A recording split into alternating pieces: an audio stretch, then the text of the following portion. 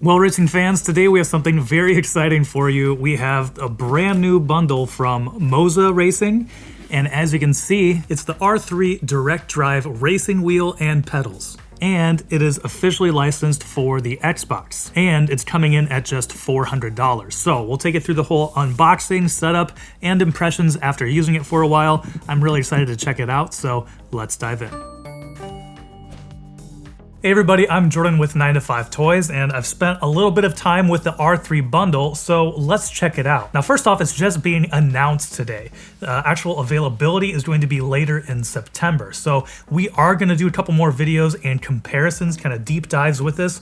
We'll compare it to the G923, another entry level you can get for Xbox, and see some of the pros and cons versus some of those. So make sure you are subscribed for some future videos on the new R3 bundle. But if you're familiar with Moza, if you're familiar with the R5 bundle, which we also reviewed, you can check that out up here in the corner, a lot of this package is going to look very familiar.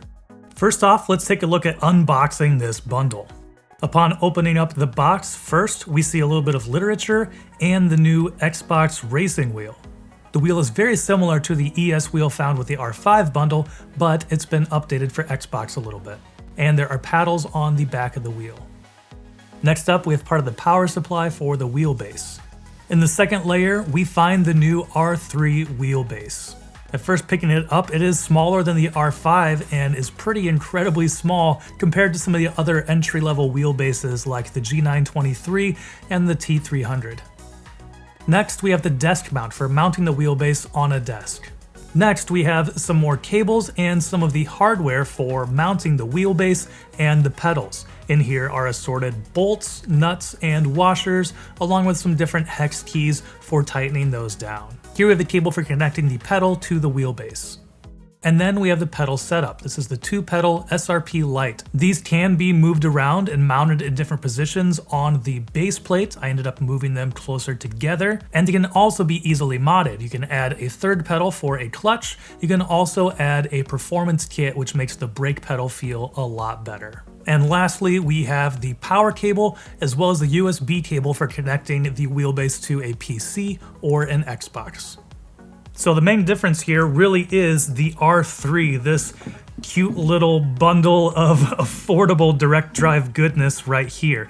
And for comparison, I'll grab the R5 so you can see the size difference. And here is the R5 if you want to check that out. So it's a little bit bigger. The R5, the R3, understandably, is quite a bit smaller. It's still packing 3.9 Newton meters of peak torque, which is, right in line with like the T300 RS GT from Thrustmaster and quite a bit more than the 2.3, I believe, of the Logitech G923. So when it comes to entry-level wheels, this is kind of in a sweet spot. And once again, pricing on this bundle is going to be $400 for everything you get included here. And for that $400 price tag, with a direct drive movement, you get very smooth, very quiet operation.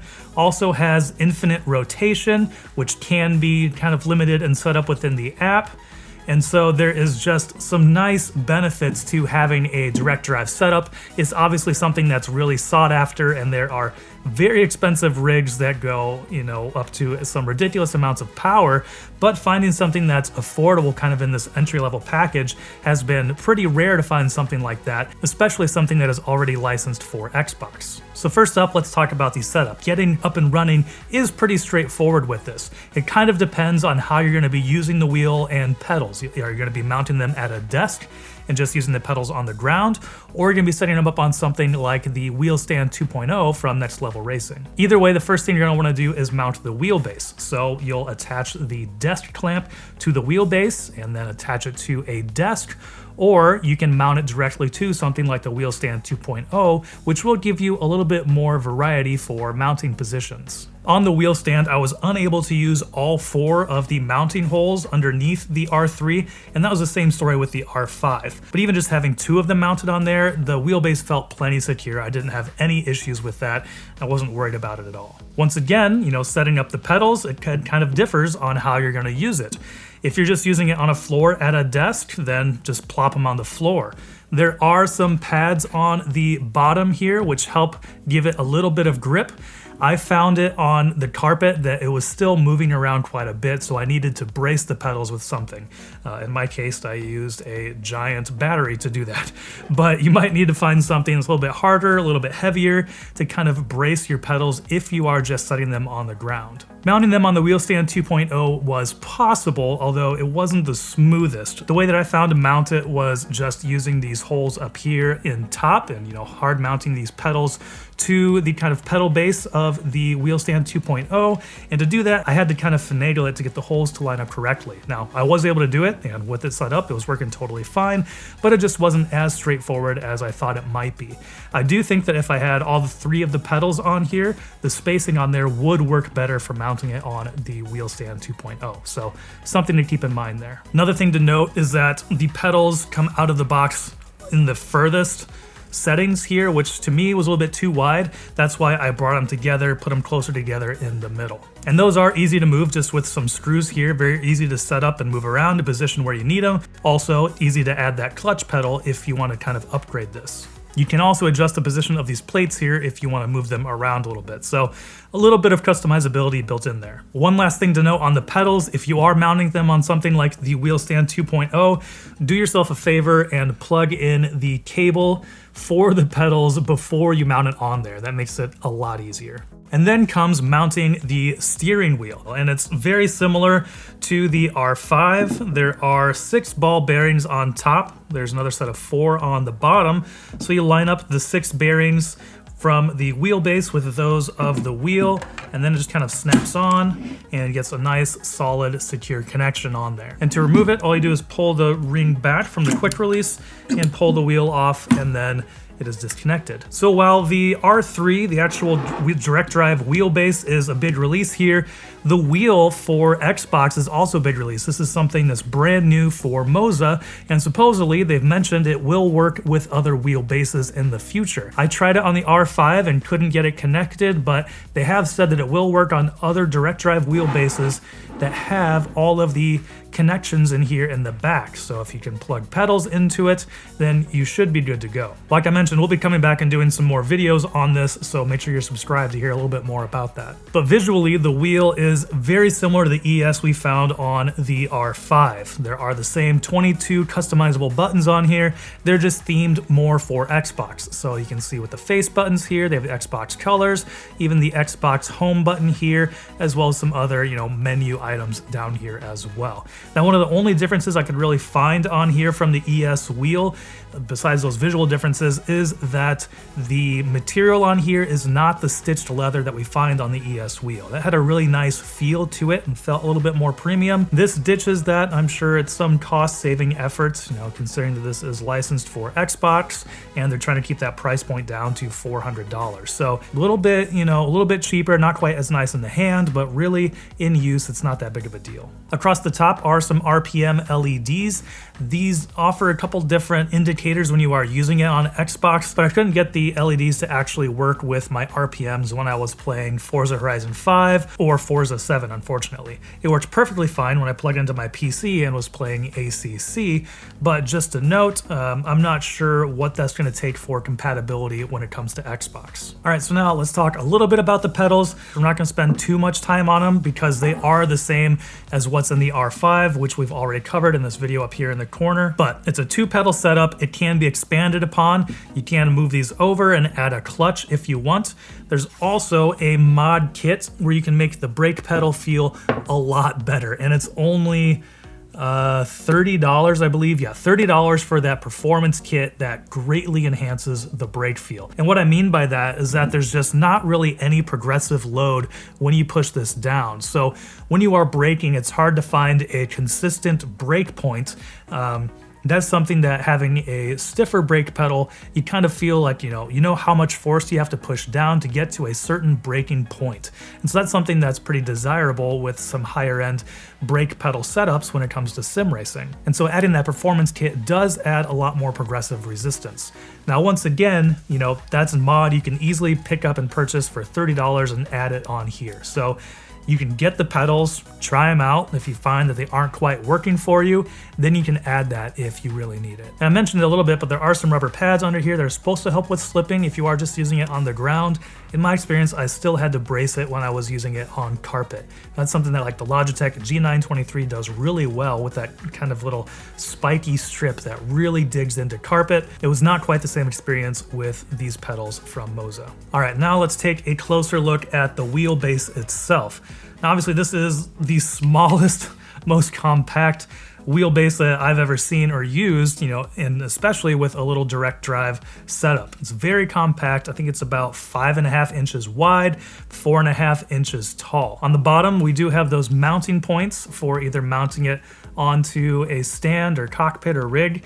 And then we also have on the back, all of the ports here. Looking at the back, we have ports for USB, which is how you connect it to an Xbox or computer. We have DC inputs and a power button. Down below, across the bottom, we have inputs for pedals, for a dash, a shifter, handbrake, and emergency stop button. So very compact. I love seeing all of the little ports down here for adding in different things. So you can really build this out and basically everything can run through this going to your Xbox. I do wish that there was some sort of indicator light on the front of the wheelbase letting you know that it was powered on. When you do power it on, the RPM LEDs will illuminate on the wheel, but it takes a little bit. And so I was, when I was first getting with this, I was kind of confused as to whether or not the whole thing was actually turned on or not, if I needed to press it or hold it in. So really it turns out you just need to press it and then wait a little bit for the LEDs to pop up on here. After using this for, probably about 3 hours straight, playing a couple different titles, it was warm to the touch, but it wasn't overly hot, which is great, considering it's such a small, compact package. So I didn't have to worry about any heat or anything with that. So once you have everything set up and connected, if you're using it on a PC, you can just use the Moza Pit House app to adjust and tweak different parameters. If you're using it on Xbox, you can use the Moza Racing mobile app. And just like with Pit House on the mobile app, there are a bunch of different presets for different games and titles and driving styles. Or you can tweak everything to exactly how you want it. You can even create and save and load presets. That was one thing that I was curious how it's gonna work with Xbox because you don't have the PC functionality, but being able to connect to the wheelbase via Bluetooth and make tweaks to everything in there really is a great feature. And overall, it worked pretty well. There are some things in there that are kind of make it feel, a little bit less premium, just kind of some of the language when you're moving through it. If you're, trying to swipe up or down and you accidentally put your finger on one of the sliders while you're swiping, you will accidentally slide that and adjust your factor there. So make sure you keep in mind where you're putting your finger and, do that a little bit more carefully. I also found that some settings needed a little bit further tweaking, like when I was playing F1 22 on the Xbox, the F1 setting didn't quite line up the wheel with the actual wheel in the game. It was way too sensitive. So I just had to kind of tweak some settings, get it to where I needed it, and then just created and saved a preset for that I could call back up instantly. But even without the app, I was really happy to see that as soon as I got everything set up and connected to my Xbox, it worked perfectly with Forza Horizon 5. When I was reviewing the R5 bundle and using it on my PC, I had to basically, download and kind of change up some configuration files with Forza Horizon 5 to get the R5 to work on there. That is not the case with the R3 bundle on the Xbox. Everything works great just out of the box. I was very happy to see that. So the whole package, set up in use, how is that experience? If you are brand new to wheels and depending on what titles and racing games you are playing, it's a very different experience. More arcade focused games like Forza Horizon 5, like even just Forza 7, they are really very well tuned to a controller. So hopping over to a pedal and wheel setup can take a little bit of getting used to. In Forza Horizon 5, for example, I still find that I drift better with a controller than I do using a wheel and pedals. Now, I have a lot more fun using the wheel and pedals, but if I'm really going for a high score, that's easier for me to do on a controller. So if you are looking to upgrade to this and those are some of the main titles you're playing, just know it's going to take a little bit of getting used to. But when playing games like Assetto Corsa and Assetto Corsa Competizione, it's a huge improvement and it really shines. While 3.9 Newton meters of torque is obviously the low end when it comes to direct drive wheelbases, I found that you can still get lots of very useful information when I was playing ACC on my PC. It's very smooth, very quiet. It really just felt like an R5 that was kind of tuned down a little bit and not quite turned all the way up, which is how it's supposed to feel. And when, you know, like bombing around in Forza Horizon 5 off-road doing some rallying, there is plenty of feedback, lots of movement in the wheel. It just adds a much more immersive and fun experience. A wheel and pedal setup can be a little bit expensive, but it totally changes the experience when it comes to actually gaming. The wheel also does have the paddle shifters on the back of it here. You know, once again, they're not quite as premium feeling as like the Logitech Pro wheel. You can check out a review of that up here in the corner if you want to see that, but they do the job pretty well. You know, there's a nice satisfying click, lets you know when it's being actuated, and so they worked perfectly fine when I was gaming. So it's very exciting to see more affordable direct drive bundles becoming available. We had the R5 bundle from Moza for $500. Fanatec has some cheaper options as well. There's CSL DD for like $400 bundle now, I believe. That Fanatec doesn't work with Xbox though, so that's where kind of this $400 Xbox bundle really sets something that's new for the market. And I mentioned it earlier, but we will be doing a direct comparison with like the Logitech G923, so you can get an idea of, you know, do you want to start with something like the Logitech, or you want to spend a little bit more money, go direct drive right out of the box. So make sure you are subscribed so you don't miss that video coming up in the future. With this bundle, you know, it has 3.5 peak Newton meters of torque. You may find yourself starting to crave some more power eventually in the future, but the nice thing about Moza is that all this is upgradable. Quick swap wheels, you can pop things on and off. There are some different mods if you want to change up the wheel outside here, if you want a larger round wheel for drifting, or if you want a more GT style wheel for playing like ACC, those are add-ons you can do. Likewise, if this actually works with the R5 and R12, you can buy a more powerful wheelbase and get some more power in there. Still use your wheel, still use your pedals, you know, everything they've upgraded here will still work. So I love to see that kind of upgradability and kind of the modular aspect of this Moza Racing Sim setup. Moza really seems to be coming out with a lot of great options and new releases here. In addition to the R3 bundles coming out today, I believe they're doing a sequential shifter, a 400mm truck wheel, and also another GT wheel. So it's great to see more options becoming available from Moza Racing. Lots of different options to set these things up. So keep in mind, this is just the announcement of the R3 bundle. Actual availability is going to be towards the end of September. Make sure you are subscribed to catch a few more videos covering the R3 and comparing it to some other setups. But that's going to do it for this video on unboxing, setup, and first impressions. Let us know what you think about it down in the comments below. And if you're looking for some other videos to watch, I'll link to our review of the R5 as well as our most recent video. And thanks for watching. If you enjoyed this video, please give it a thumbs up so others can find it easier, and consider subscribing. This is Jordan with 9to5 Toys.